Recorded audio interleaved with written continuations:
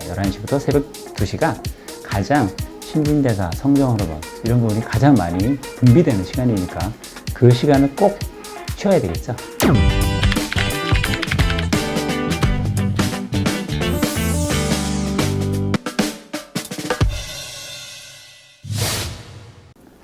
안녕하세요. 네, 오늘도 잘 재워주는 남자, 잘재남 여러분께 인사드립니다. 반갑습니다. 어제하고 오늘은 날씨가 굉장히 좀 곧 눈이 올 것 같은 그런 느낌을 받는 날씨입니다. 주말에 또 눈이 내린다고 하는데 오늘 올해 첫눈이 상당히 늦네요. 오늘 여러분하고 또 잘재남이 또 수면에 관한 또 여러 가지 이야기들 나누도록 하겠습니다. 자, 오늘은 특별히 이렇게 야근, 호르몬 불균형을 초래해서 이렇게 건강을 위협한다 이런 제목입니다. 물론 이제 이게 야근을 통하면 어쩔 수 없이 하는 경우가 있잖아요. 그래도 이게 또 너무 장기화되면 문제가 있다라는 건데 오늘은 그 중에 이렇게 장 건강 이런 포커스에 맞춰서 말씀 나누도록 하겠습니다. 자, 우리 성장 호르몬이라고 여러분이 다 들어보셨을 것 같습니다. 어린 아이들은 뭐죠? 몸과 뇌를 성장시키는 그런 역할을 하죠. 그 다음에 또 이제 성인이 되면 바로 또 세포 재생, 활성화 이렇게 해서 면역과 경항력을 높이는 이런 활동을 합니다. 자, 우리 사람 몸은 이렇게 크게 면역계라는 게 있고, 신경계라는 게 있고, 또 내분비계라는 또 테마가 있고, 소화계 이런 식으로 여러 가지 스템으로 이루어져 있는데요. 오늘은 그 중에 이렇게 좀 내분비계에 속하는 호르몬 분비 이런 관계 중에 야근과 또 잠의 질과 또 장의 건강 이런 얘기입니다. 자, 그래서 밤에 어떤 성장 호르몬이 잘 분비가 되는 수면 습관을 가졌으면 좋겠다 하는 바람에서 오늘 이런 테마를 준비했는데요. 자, 우리 체온과 신경계 변화, 오늘 제가 갑자기 신경계 변화부터 넘어왔는데 이거 보면 이렇게 활동 리듬과 휴식 리듬 이렇게 돼 있죠.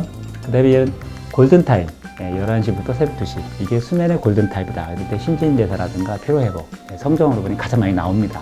자, 이 시간을 꼭 누려야 된다 이런 얘기 말씀드리는 거고, 아침에 깨어날 때는 또 마음이 정리하는 게 되죠. 그래서 다시 이제 교감신경이 항진되는 이렇게 순환의 구조를 갖고 있습니다. 자, 그래서 오늘은 여러분하고 이 장의 건강, 이게 이제 수면 중에 어떤 역할을 하느냐 이런 부분을 좀 알아가는 시간이 됐으면 좋겠습니다. 자, 우리 몸에는 이렇게 크게 세 가지의 균이 있습니다. 세 가지. 네 가지가 아니고 세 가지. 그래서 유익균, 유해균, 중도균 이렇게 되어 있는데요. 이 중에 이제 유익균이 한 20% 정도 차지한다고 하고, 그 다음에 유해균이 약 10%. 근데 나머지가 70% 중도균이라고 합니다.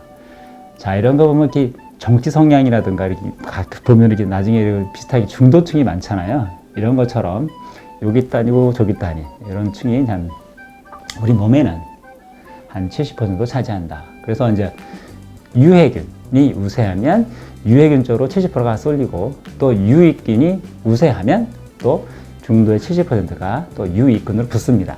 그래서 유해균이 창궐하는 어떤 음식이라든가 습관을 갖고 있으면 밤에 중독이 이쪽으로 붙는 거고요.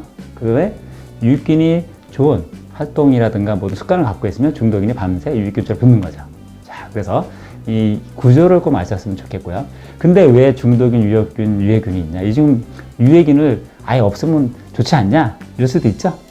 그거 아닙니다. 유해균이 있어야 유익균도 건강하고 또 중도균이 또 역할을 한다는 거죠. 이렇게. 그래서 서로 바란스가 맞아야 되는 거지, 유익균만 있었다고 해서 건강한 것은 않다. 이거 참조적으로 아시면 좋겠어요. 자, 그럼 뭐를 하냐? 밤에 바로 유익균이 장내 환경을 안정되고, 또 말하자면 피나 이런 것들이 순환돼서 좋게 면역력이 올라가는 거죠. 그래서 밤에 유익균이 활동이 늘어나게 되죠. 수면을 잘 취하면. 그래서 바로 유해균의 증식을 억제합니다. 자, 없는 게 아니죠. 억제해서 유익한 활동으로 해서 면역 활동을 좀 더 활성화시키는 이런 역할을 한다. 이렇게 보시면 되겠습니다. 그래서 장에서 많은 활동을 해요. 특히 소장에서. 소장에서 면역 활동에 한 90% 담당한다는 얘기도 있습니다.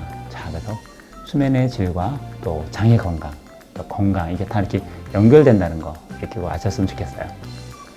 자, 성장 호르몬이 분비가 된다는데 이게 특정 시간대 깊은 잠일 때만 호르몬이 분비된다는 신비한 힘이 있습니다.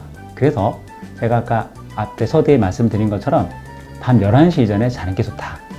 11시부터 새벽 2시가 가장 신진대사, 성장 호르몬 이런 부분이 가장 많이 분비되는 시간이니까 그 시간을 꼭 취해야 되겠죠. 그래서 그 시간을 취하지 않으면 자긴 잤지만 건강하고 점점 멀어지는 이런 습관이 든다는 걸 좀 아시면 좋겠어요. 그리고 수면 부족은 호르몬 분비를 방해해서 몸의 피로를 누적시키죠. 뭐 호르몬 분비만 누적이 잘 조회를 받는 게 아니잖아요. 멘탈 모든 것들이 영향을 주죠. 자, 그게 또 이 수면과 호르몬의 관계 이 부분을 여러분이 잘 인식하셔가지고 바로 그 리듬을 타는 생활이 좋은 생활, 건강한 생활이다 이렇게 보시면 되겠습니다. 자, 그리고 나쁜 수면은 병을 부른다. 잘자람이 뭐 이런 얘기 많이 하고 있고 계속 하는 이유는 잊지 마시라고. 네.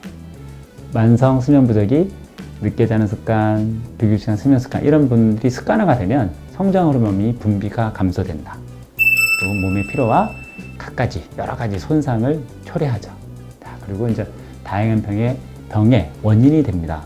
자, 그래서 호르몬 감소로 몸이 회복되지 않아 각 기능이 쇠퇴하게 되는 거죠. 자, 우리 몸은 내분비계는 호르몬의 어떤 건 밸런스로서 움직입니다.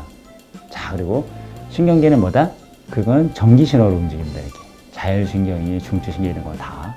네, 이건 내 의지와 상관없이 자기가 알아서 반발을 이렇게 자율신경 같은 거 움직입니다. 이렇게.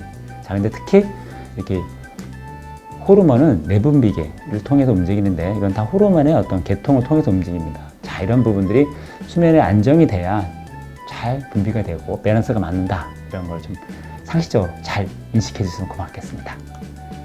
자, 그리고 야간 근무자들이 성장 호르몬 분비 감소로 해가지고 위장 기능이 좀 여러 가지 저하되고 또 장애 기능도 떨어지겠죠. 그래서 뭐 설사라고 표시는 했지만 네, 설사만 있는 게 아니라 변비도 있을 수도 있고 여러 가지 안 좋은 현상들을 발견할 수 있습니다. 자, 그래서 이런 부분들을 우리가 잘 컨트롤해야 건강하고 또 우리가 원하는 삶을 사는데 많이 보탬이 된다. 이게 기본이다 라고 생각하시면 좋을 것 같아요. 자, 그리고 잠들지 않는 사회가 간과 문제가 있죠. 우리가 이제 여태까지 많은 일을 했지만 뭐 잠을 줄여서 해야 된다. 뭐 이때 잠이 오냐? 그 다음에 뭐 이런 사건을 두고 잠이 오냐? 뭐 이런 얘기 많이 했는데 네, 특히 잠을 자꾸 줄여다 보면 네, 건강에 자꾸 안 좋은 영향을 줘서 내가 정말 설사 잠을 이루지 않고 뭘 달성했더런정 그걸 누릴 수 없을 수도 있다 이런 얘기입니다. 건강이 상했으니까.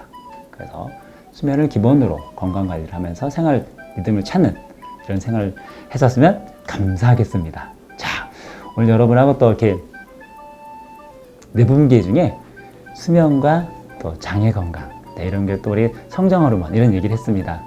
자, 오늘 얘기가 여러분한테 한번 실생활 한번 적용해 보시고 또 건강을 이렇게 활기찬 생활을 했으면 좋겠습니다. 자, 오늘 내용이 어떠셨습니까? 좋으셨으면 좋아요, 구독, 신청, 알림. 네, 저 요즘 이런 거 딱 실수 안 하고 한 방에 다 끝냅니다. 네, 앞으로 여러분하고 또 잘 자란 또 다음 시간에 찾아뵙겠습니다. 감사합니다.